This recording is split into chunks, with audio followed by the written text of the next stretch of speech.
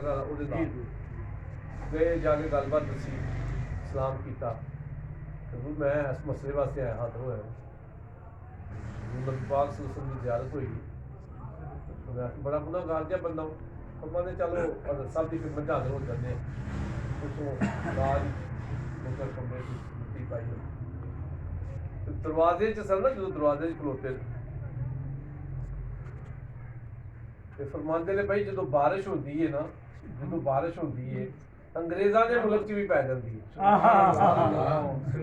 आप उन्होंने दरवाजे च आने तो पहला फरमाते ने भाई जो बारिश होती है अंग्रेज़ों के मुल्क च पै जाती भाई जो बारिश होती है रूड़ियां से भी पै जाती वो सारे बुजुर्गों ने फरमाया मसला तो हल हो गया कि जे तू गुनाहगार भी है तू जो स्याहकार में जो कुछ आप फरमाते ने पे तो बारिश होती है अंग्रेज़ों के मुल्क च भी पैंदी है तो जो बारिश होती है अपना रूड़ियां से भी पै जाती तू ये तेरे ते भी अल्लाह दी रहमत खास हो गई हजूर दी ज़ियारत हो गई ये जेडी तू गल ज़ियारत वेखी हजूर दी ज़ियारत ही वेखी सुभान अल्लाह बिल्कुल एक बंदा नीयत करके भी आया ਉਹਨੂੰ ਜਵਾਬ ਅਜੇ ਕਮਰੇ ਚੋਂ ਨਿਕਲੇ ਨਹੀਂ ਪਹਿਲਾਂ ਤਾਂ ਫਰਮਾਇਆ ਸਵਾਲ ਨਹੀਂ ਕੀਤਾ ਫਿਰ ਉਸ ਤੋਂ ਬਾਅਦ ਉਹਨਾਂ ਨੇ ਜਾ ਕੇ ਬਹਿ ਗਏ ਹਾਂ ਇੱਕ ਦਫਾ ਸਾਡੇ ਉੱਥੇ ਛੇਚਾ ਕੁ ਰੱਖਦਾ ਆਪਣਾ ਸਾਡੇ ਮਾਮੀ ਲੱਗਦੇ ਨੇ ਉਹਨਾਂ ਦਾ ਤੇ ਉਹ ਪੀਰ ਨਜ਼ੀਰ ਹੁਸੈਨ ਸ਼ਾਹ ਸਾਹਿਬ ਉੱਥੇ ਤਸ਼ਰੀਫ ਫਰਮਾਉਂਦੇ ਸਨ ਕਿ ਹਾਂ ਅਜ਼ਰ ਸਾਹਿਬ ਜਿਹੜੇ ਨੇ ਉਹਦਾ ਭਲਵਾਲ ਹੋਣਾ ਸੀ ਅਸਾਂ ਪੰਜ ਚੱਕ ਦੇ ਵਿੱਚ ਉਹਨਾਂ ਦੇ ਜਾਂ ਭਲਵਾਲ ਸ਼ਹਿਰ ਵਿੱਚ ਤੇ ਸਾਰੇ ਲੋਕੀ ਸ਼ਾਮਾਂ ਨੂੰ ਮਿਲੇ ਜਾ ਕੇ ਤੇ ਪੀਰ ਨਜ਼ੀਰ ਹੁਸੈਨ ਸ਼ਾਹ ਸਾਹਿਬ ਤਸ਼ਰੀਫ ਨਾਲ ਲਿਆਏ ਉਹ ਸਵੇਰੇ ਆ ਕੇ ਮਿਲੇ ਜਦੋਂ ਸਵੇਰੇ ਮਿਲੇ ਨਾ ਆ ਕੇ ਸਲਾਮਤ ਕੀਤਾ ਮਿਲੇ ਉਹ ਭਾਈ ਨਜ਼ੀਰ ਸਾਹਿਬ ਤੋਂ ਰਾਤ ਨੂੰ ਕਿਉਂ ਨਹੀਂ ਆਇਆ ਇਹ ਹਜ਼ਰਤ ਸਾਹਿਬ ਇਹ ਕੇਸਰ ਚ ਫਰਮਾਉਂਦੇ ਜੀ ਜੀ ਮਦਰ ਸਾਹਿਬ ਨੇ ਪੁੱਛਿਆ ਭਾਈ ਤੂੰ ਨਜ਼ੀਰ ਸਾਹਿਬ ਰਾਤ ਨੂੰ ਕਿਉਂ ਨਹੀਂ ਆਇਆ ਹਜ਼ੂਰ ਮੈਨੂੰ ਪਤਾ ਨਹੀਂ ਚੱਲਿਆ ਆਪ ਗੁੱਸੇ ਵਿੱਚ ਫਰਮਾਉਂਦੇ ਨੇ ਹੋਏ ਉਹ ਜਦੋਂ ਮਲਕਵਾਲ ਤੋਂ ਮੇਰੀ ਗੱਡੀ ਚੱਲੀ ਸੀ ਜਦੋਂ ਮਲਕਵਾਲ ਤੋਂ ਮੇਰੀ ਗੱਡੀ ਚੱਲਦੀ ਸੀ ਜੀ ਉਹ ਮਾਂ ਦੇ ਪੇਟ ਵਿੱਚ ਜਿਹੜੇ ਰਹਿਣ ਸਨ ਉਹਨਾਂ ਨੂੰ ਬਾਤ ਨਹੀਂ ਸ਼ਾ ਆ ਰਿਹਾ ਤੇ ਤੈਨੂੰ ਮੇਰੀ ਔਲਾਦ ਹੋ ਕੇ ਤੈਨੂੰ ਨਹੀਂ ਪਤਾ ਲੱਗ ਸਕਦਾ ਅੱਲਾਹ ਅੱਲਾਹ ਇਹ ਆਪ ਦੀ ਜ਼ੁਬਾਨ ਮੁਬਾਰਕ ਉਹ ਭਾਈ ਉਹ ਜਿਹੜੇ ਮਾਂ ਦੇ ਪੇਟਾਂ ਵਿੱਚ ਸਨ ਉਹਨਾਂ ਨੂੰ ਅੱਲਾਹ ਨੇ ਦੱਸ ਦਿੱਤਾ ਸੀ ਕਿ ਤੂੰ ਮੇਰੀ ਔਲਾਦ ਹੋ ਕੇ ਤੈਨੂੰ ਮੇਰਾ ਪਤਾ ਨਹੀਂ ਪਤਾ ਤੇ ਹੈ ਸੀ ਉਹਦਾ ਮੈਨੂੰ ਪਤਾ ਨਹੀਂ ਲੱਗਾ ਤੇ ਮੈਂ ਇਸ ਵਾਸਤੇ ਆ ਸਕਦੀ हज़रत अमीर मिल्लत मदीना पाक में तशरीफ फरमा सन हजूर की बारगाह के हज़रत आगा खलील हजूर के नबी पाक सल्लल्लाहु अलैहि वसल्लम की बारगाह च रहिंदे सन चाबी बरदार सन दरवाज़ा खोलते सन बंद करते सन वो हज़रत साहब के मुरीद हो गए मुरीद होने तो बाद बड़ा चर्चा बड़ा रौला बन गया दावतां शब्द शुरू हो गई उन्होंने खिदमत में कुछ बंदे कुछ दिनों तो बाद हाजिर होए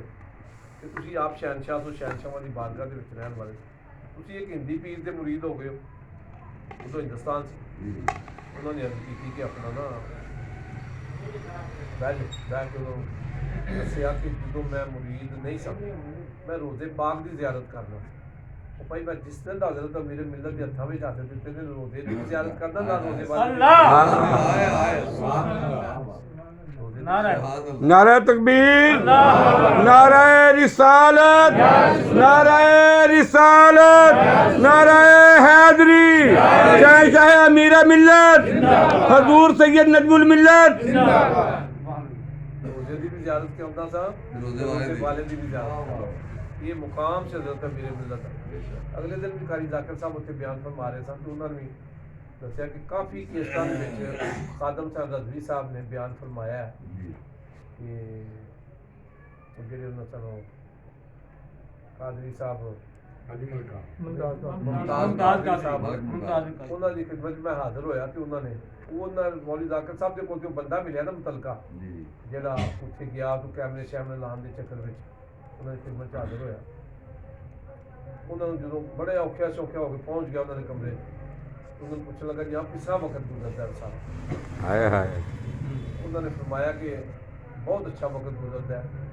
नबी पाक सल्लल्लाहु अलैहि वसल्लम ज़ियारत होती है सुभान अल्लाह तू लाहौर तो आया मैं तू लाहौर तो आया तो दादा साहब की बारगाह मेरा सलामत करना है अलीपुर शरीफ जाना है पीर जमात अली शाह साहब वाह वाह ना तो उन्हें पीर जमात अली शाह साहब भी वेख्या दा सी ना उन्हां दा पिंड वेख्या दा सी ना उन्हें दरबार ही वेख्या दा सी उन्हें पूछा जी इहदे विच किहड़ी रात वाली फरमान लगा कि हजूर नबी पाक सल्लल्लाहु अलैहि वसल्लम दी जो भी ज़ियारत होती है एक साइड दादा साहब होंदे ने एक साइड पीर